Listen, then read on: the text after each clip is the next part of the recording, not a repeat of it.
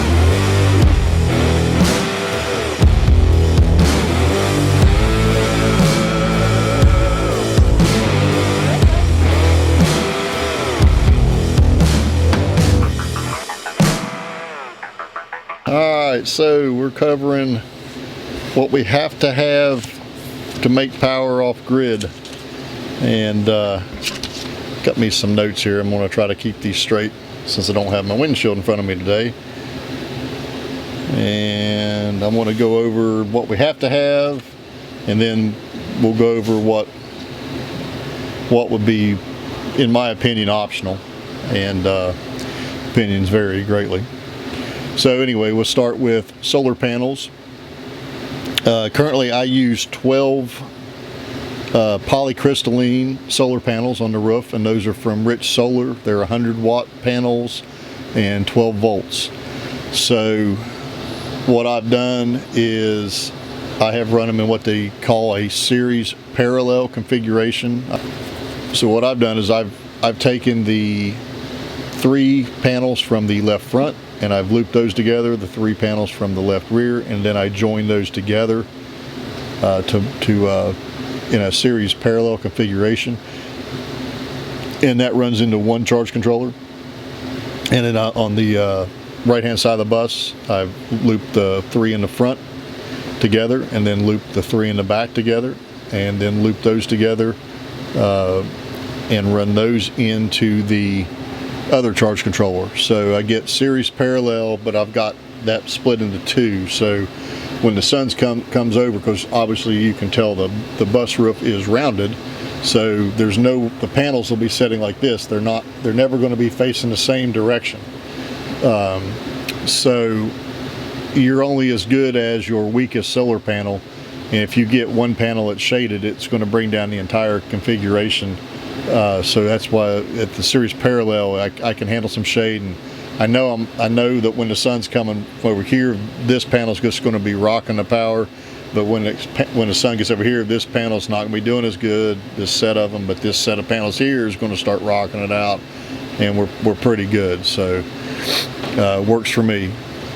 Let's see here, if anybody's on the whole monocrystalline polycrystalline topic, monocrystalline used to be better in low light and overcast conditions. So that's what they said, and that's what's actually on my cabin, because I've had solar in the cabin for a long time. But more recently the technology has caught up, and the polycrystalline do outperform the monocrystalline pretty much in all aspects. So I would highly recommend the polycrystalline over top of the monocrystalline, and that's what I'm using, and it should speak for itself. I'll give you a shot of my MT50 controllers, and on an overcast day that's been raining, this is what we're putting out for the left side, and then again for the right side of the bus. And then I'll show you a shot of a nice sunny day where the sun's overhead, very, very partly cloudy, and what we're putting out on a sunny day. And a tremendous difference. But one thing you will notice is I'm making power either way. Doesn't matter if it's overcast and rainy or if it's a nice sunny day. I'm still making a profit on my power. So anytime you're using more power than what your panels are bringing in, you're running at a deficit. I don't like to run at a deficit. That's why I have 1200 watts on the roof, and I don't really have a heavy electrical load compared to most people, but I do have things that just run all the time. Anyway, let's move along to charge controllers, and the ones I'm using are the EP Ever, and they're 40 amp MPPTs, and they're made specifically for the lithium batteries, lithium iron phosphate. So they have the temperature sensor on them that goes down to your battery box. The ones I have linked on the webpage actually come with the MT50 controllers, which I love. They're great controllers. I use one to power the left-hand side of the bus and one to power the right-hand side of the bus. As far as, not power, one is fed in from the left-hand solar panels, the other one's fed in from the right-hand solar panels, and yes, they go right to the battery bank. The battery bank powers the bus. So batteries, I made my batteries. I ordered my cells individually from the slow boat from China. I'm not really going to get into a tutorial on how to assemble LifeBoat 4 batteries from cells. There's lots of information out there on the internet if that's something you want to tackle yourself. But what I have done is I have linked on the website some pre-assembled batteries that are a pretty good value. You will find those on there, ones that I would recommend. But again, I'm waiting on battery cells right now to come in from the slow boat, so I can up my bank from 180 amp hours to close to 500 amp hours. So that's a lot. That's probably more than maybe most people would need, but I've got a pretty heavy draw when it comes to making videos and stuff. So 150 amp hours is probably a nice starting spot for most people, and if you have a 150 amp hour LifeBoat 4 battery, that will let you pull almost 2,000 watts out of it. 1,920 watts is what you can pull out of it. So, and that's, you got to remember that during the daytime, if you've got solar panels, enough of them running, you're not going to be pulling from your batteries. Your batteries are just a buffer on the system, so you're going to be replacing that power just as fast as you're pulling out. At night is when you'd have to worry, when the sun goes down, or if you get a lot of overcast days where you're kind of, I call it low power mode because I'm still making power, just not making it like I would on an overcast day. Wow, that was loud.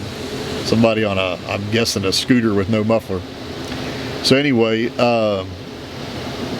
yeah, I would start with a minimum of 150 amp hours. It's just me, you do you, but that would be what I would say would be, most people would be happy with. Power inverters, I've had an old Champion power inverter, 2500 watt, continuous 5000 max. It just gave me some issues. I've been actually considering replacing it for a couple years, but it's just kept hanging in there, and it never would quite die, and it really hasn't technically died, just that all the cooling fans have finally gone out in it, and so now when you run it, it gets extremely hot. So I just went ahead. I can probably get fans for it, but power inverters are pretty reasonable. I just bought a 2000 watt continuous 4000 watt peak pure sine wave, and it was right around $200. So I've got a link to that again on the website. With the price of the pure sine wave, I couldn't justify going, the savings for a modified sine wave just wasn't worth it. Now, with that being said, everything I have, the only thing I have that I've run on this big modified sine wave inverter that needed a pure sine would have been the window unit air conditioner that's inside of the cabin, and it will run on that power inverter just fine, being a modified sine wave, but it sounds like it's got a bunch of broken loose gravels inside of the motor.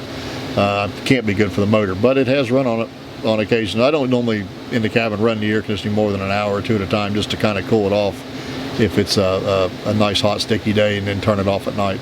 I don't have an air conditioner in the bus. I removed it. I bought the 2000 watt inverter in case I decide to put a small one back in later, but I won't be, there's no chance I'll be putting that big mongoloid air conditioner back on the roof. It's just not power effective for me. So the difference between pure sine wave and modified sine wave, in case anybody doesn't know, is the pure sine wave is nice and rounded, and it mimics exactly the sine wave that comes out of the electrical outlets in your house. So it's the same as the grid.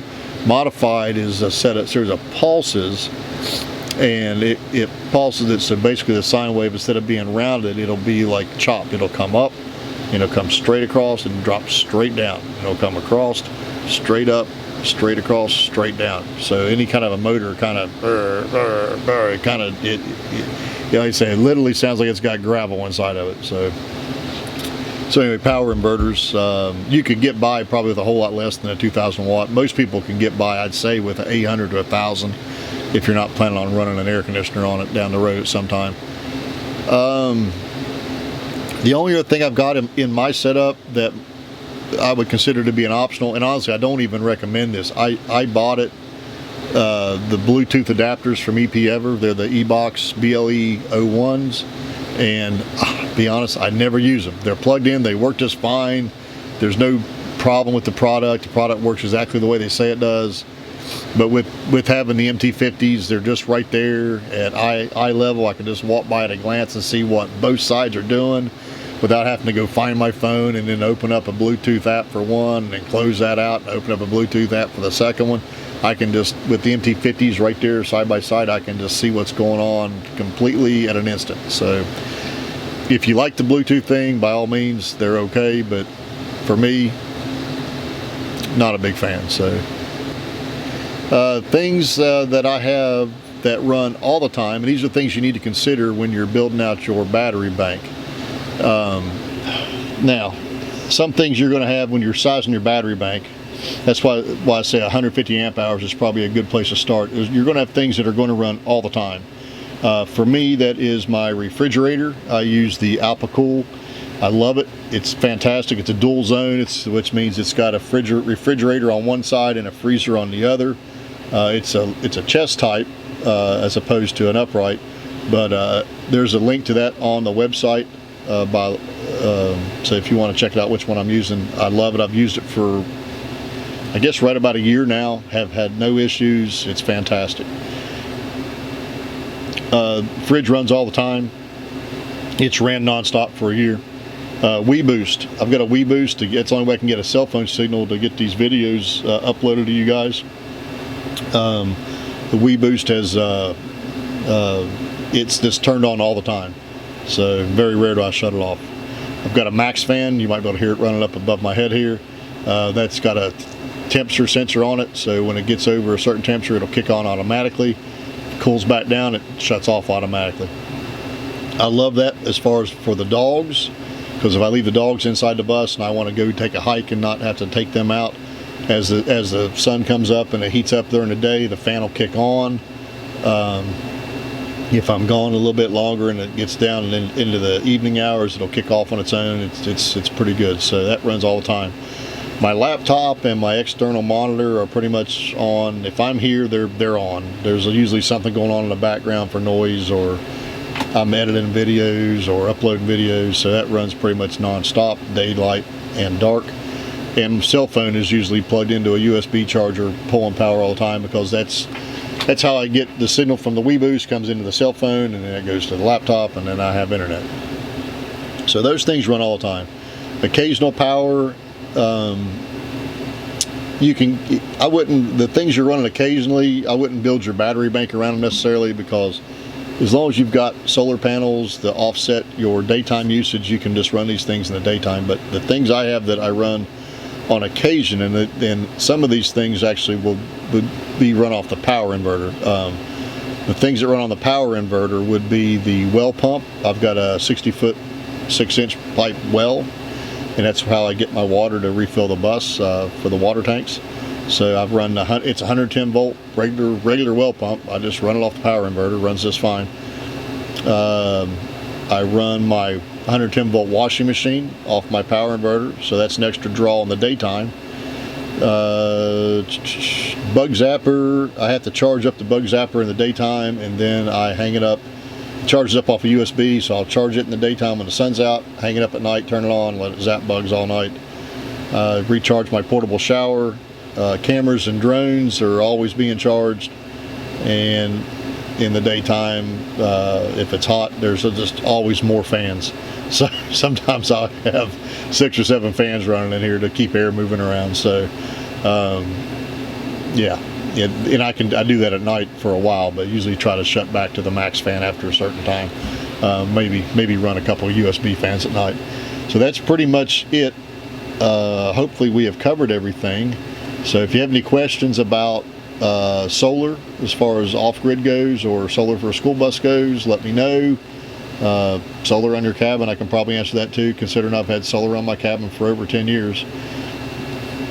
But this is the direction I'm moving at this moment. So anyway, I hope everybody has enjoyed this. I hope it has been informative. All these products I've talked about are linked up on the website now, and the link to the website is in the description. And the reason I'm not going to start putting just links to things directly in the YouTube videos is because if down the road I determine that I recommended a product and I just changed my mind and I think it sucks, I don't want to have to try to go find the video that it was in order to change it.